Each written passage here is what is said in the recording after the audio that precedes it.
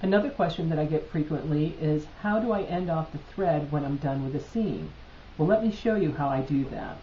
I take my thread to the back of my work, and as you know, crazy quilting is worked on a muslin foundation, and then you also have the fancy fabrics on the front.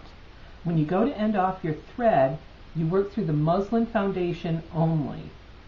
What I like to do is tension, not tension. What that means is the very first stitch I take has nothing to do with knotting the thread, but I take a little bite of the fabric by simply inserting my needle close to where the thread came up. It does not have to be in the same hole. And I pull this thread through, and what that does is make sure that the last stitch on the front of the piece sits very closely against the fabric. You won't have a loose stitch later on if you've had a problem with that. So now that's a tension stitch. Now I'm going to knot it off, and I insert my needle into the fabric again.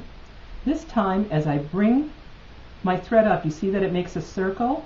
I insert my needle through that circle of thread and pull up on the thread until it's nice and tight. So that's a knot. I've tension, knot. Now I'm going to tension again. Basically what I'm doing is burying the tail of that knot into the fabric. And again, I take a little stitch of the fabric close to where I came up. It doesn't have to be in the same hole. Pull the thread up, and now I've buried the tail.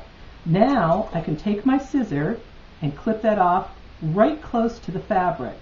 And if you run your finger over this, you don't have a big bumpy knot. It lies very flat against the fabric. And that's all there is to it.